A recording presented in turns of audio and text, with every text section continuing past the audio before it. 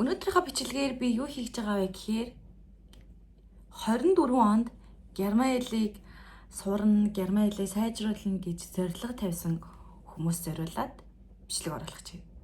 Тэгээ тэр ишл нь болохоор одоо 24 онд дуусахад бол ерөөхдөө нэг 2-7 хоногийн л завилсан байна шүү дээ. Тийм болохоор хэдүүлээ 2-7 хоногийн хугацаанд өдөр болгон нэг юм жижигхэн текст уншаад явна гэсэн үг Герман хэл дээр. Уншаад тэгээд орчуулад тэгээд дүрмийн баг сага юмнуудын талаар яриад тэгээд явах тийм бичлэг хий гэж бодож байна. Тэгээ өнөөдөр болохоор би эхнийхээ бичлэгийг оруулаад тэгээд өнөөдрөөс хойш ерөөхдөө өдөр болгон оруулахыг би хичээнэ. Яагтвэл 24 оны миний зорилгоудын нэг бас Герман хэлээ сайжруулна. Илүү Герман хэл дээр олон ном уншина гэдэг зорилго тавьсан байхгүй юу? Тэгээ бодит амьдрал дээр айгүй хэцүү байсан л да. Тийм болохоор хэдүүлээ он тусгаас өмнө ч гэсэн жоохон ч гэсэн хичээе гэж бодож байна. За, хэдүүлээ тэгээд ямар дүрмийг энэ хугацаанд баримтлах вэ гэхээр штэ. Их битгий, баг битгий, гэхдээ өдөр алган хий гэдэг дүрмийг баримтлая заяа. Одоо 12 сар дуустал гэсэн үг штэ. Тэгэхээр бид бол хэдүүлээ тийм амар их одоо том амар текст ч юм уу тиймэрхүү нуудал орчуулахгүй заяа. Би энд 1 2 3 4 өгүүлбэр 4 5. Тэгэхээр ерөөхдөө бол хэдүүлээ 4 5 өгүүлбэр орчуулад уншаад тэгээ тэр дээрээ л ярилцаад явна гэсэн үг. Тэрнээс бол хэдүүлээ айгүй том текст орчуулад ч юм уу номын хуудас моц тэгэж орчуулахгүй илүү жоохон хялбар аргаар тэгтээ өдөр алган Герман хэлдээ 1 минут 2 минут ээ нүү ер нь 30 минут ээ нүү 10 минут ч яж олон заяа. Ямар нэгэн байдлаар цаг зарцуулах хэрэгтэй л гэсэн үг. Яг тэр байдлаар л 12 сарыг дуустал явъя гэж байгаа байхгүй юу? За би та хэдэд энд ингээд оруулчин та хэд бас уншаарай. Тэгэд би энэ текстийг хаанаас авсан? Та хэд өргөжлүүлж энэ текстийг уншмаар ах юм бол ямар линкээр яаж олохын гэдгийг би оруулаад өгье. Энэ болохоор Deutsch lernen durch hören гэд YouTube сувг байдаг. Тэгээ тэрэн дээр А1-ээс C1 хүртэлх одоо бүх төвшний ихүүдийг бол оруулсан. Тэгээ тэр ихүүдээ өөртөө уншаад тэгээ доор нь одоо орчуулгатай одоо зарим B1, B2 төвшний хүнд өгнүүдийг болохоор германаас герман руу орчуулад оруулчихсан байдаг. Тэгээ тийм болохоор тэр одоо YouTube сувгийг ашиглах бол үнэхээр гоё. Би тэр сувгийг энэ давхар оруулчихна. Тэгээд таад бас хүсэх юм бол өргөжлүүлээд хийж болно гэсэн үг. За, одоо хэдүүлээ эхэлцгээе. Laos ist eine wundervolles Land. Die Leute sind freundlich. Das Essen schmeckt lecker und die Landschaft ist atemberaubend schön. Jedes Jahr besuche ich dieses einzigartige Land und verbringe eine Woche dort. Normalerweise reise ich allein, aber heute fliegt meine Freundin mit. Sie war noch nie in dem asiatischen Land. За, ерөөхдөө бол энэ текст. За, тэгэхээр хэдүүлээ эхнээсээ орчуулад яа. За, эхнийх нь болохоор Laos ist ein wundervolles Land. За, мэдээж бидний үйл үг болохоор East байна тийм үү? Sein гэдэг үг байна. Энэ бол эзэн бие дээр хувраад явчихсан байна тийм. За, мэдээж бидний үйл үг үргэлж 2 дугаар байранд бичигдэх ёстой болохоор эзэн биеийнхаа дараа бидний үйл үг орчихсан байна.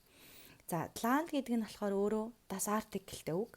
Тийм болохоор unbestimmte artikel буюу тодорхойгүй artikel дээр ein Land гэсэн байна. За, энэ дээр бидний adjective ороод ирчихсэн болохоор wonderful гэдэг үг маань өөрөө энэ adjective маань нэр үгээд агаад хувраад явах хэрэгтэй тийм үү? Яг тэрнтэй адилхан ein wundervolles Land буюу арын S нь энэ land гэдгийн das article-ийн S-ийг аваад тэгээд wundervolles Land болчихсон байна. За, die Leute sind freundlich. За, die Leute гэдэг бол плурал буюу олон тоон дээр бичигдсэн байна тийм болохоор бидний үйл үг мөн sind гэж байна тийм үү? Sein эзэн бие дээр хувраад sind болсон байна. За, тэр хүмүүс бол нөхөрсгөө гэж байна тийм. Мөн дараах нь das Essen schmeckt lecker.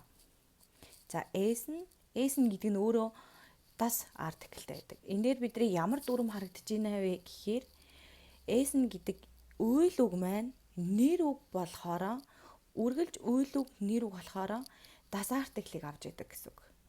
За тийм болохоор das Essen schmeckt lecker.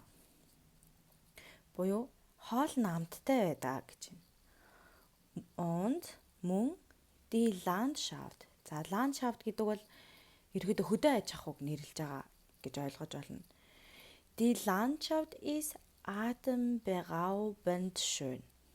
За atemberaubend гэдэг болохоор өөрөө сэтгэл хөдлөм гэсэн байдлыг илэрхийлнэ. Эсвэл sehr schön, sehr gut гэсэн утгуудыг ерөөхдөө илэрхийлж идэг гэсэн үг байхгүй. Гэхдээ энэ нь болохоор atemberaubend schön гэдэг нь хамтдаа бичигдээд үзэсгэлэнтэй сайхан гэсэн утгуудыг л илэрхийлээд явждаг гэсэн. Гэтэ бүр үнэхээр үзэсгэлэнтэй гэсэн утгыг илэрхийлж идэг гэсэн. За тэгэхээр die Landschaft ist atemberaubend schön гэдэг бол хөдөө аж ахуй нь үнэхээр үзэсгэлэнтэй гэж орчуулж байна гэсэн. За jedes Jahr besuche ich dieses einzigartige Land und verbringe eine Woche dort. За жил болгон одоо einzigartige гэдэг бол өвөрмөц гэсэн утгыг илэрхийлж байдаг байхгүй. Тэгэхээр би жил болгон dieses гэдэг бол яг энэ улс руу гэсэн утгыг илэрхийлж байгаа. Нэг хааны газар байгаа ямар нэгэн улсыг биш яг л энэ улс руу гэсэн утгыг илэрхийлэхээр бид нэр dies гэдгийг аваад байгаа байхгүй. Тэгээд dieses einzigartige Land буюу яг энэ өвөрмөц улс руу би жил болгон зочилдог. Мөн verbringen буюу өнгөрөөх гэсэн утгыг илэрхийлж байгаа байхгүй. Хин нэгэндээ цагийг өнгөрөөх, 7 хоногийг өнгөрөөх гэсэн одоо өнгөрөөх гэсэн утгыг илэрхийлж байгаа гэсэн үг. Verbringen eine Woche dort. За тэнд 1-7 хоногийг бол өнгөрөөдгөө гэж байна. За дараагийнх нь болохоор normalerweise reise ich allein. За normalerweise гэдэг бол ерөнхийдөө л гэсэн утгыг илэрхийлнэ. Ерөнхийдөө гэсэн утгыг илэрхийлдэг. За ерөнхийдөө бол би ганцаараа аялдаг гэж байна. Aber heute fliegt meine Freundin mit. За гэвч өнөөдөр миний найз цуг нисэж байна, хамтдаа нисэж байна гэсэн утгыг илэрхийлж байна. За fliegen meine Freundin гэдэг дээр хувираад миний одоо найз, эмэгтэй найзыг илэрхийлж байгаа гэсэн үг байхгүй. Гэд дээр хувираад fliegt болчихсон байна. За mit гэдэг бол хамтдаа, цугтаа гэдгийг илэрхийлдэг препозицион буюу хөгтөр үг байна гэсэн үг. Sie war noch nie in dem asiatischen Land. За тэр өмнө нь л одоо Азийн улсуудад бол байж байгаагүй, очиж байгаагүй гэсэн утгыг бол илэрхийлж байна. За sein гэдэг маань өнгөрсөн цаг буюу претеритум дээр хувирахаараа вааг нь олжсон байгаа гэсэн үг. Энэ ваа гэдэг бол sein-ы өнгөрсөн цагийн хэлбэр. Өнгөрсөн цагийн хэлбэр дотроо претеритум дээр хувирчихсан байгаа хэлбэрээ гэсэн үг. За мөн бидний das Land чинь ландаар тасаараа явна. Тэгвэл in dem буюу энэ дээр ямар казус буюу тийм ялгалын нөхцлөөр хувирсан байгааг та комент хэсэгт бичээд үлдээгээрэй. Тэгээд хэрвээ үргэлжлүүлээд энэ ихийг гүйцээж уншихыг хүсэх юм бол би линкийг оруулчихна. Та тэгээд тэндээс үргэлжлүүлээд уншаарай. Үр дүнтэйсэн гэж найдаж байна. Тэгээд маргаашгаа бичлэгээр уулзъя. Баяр таа.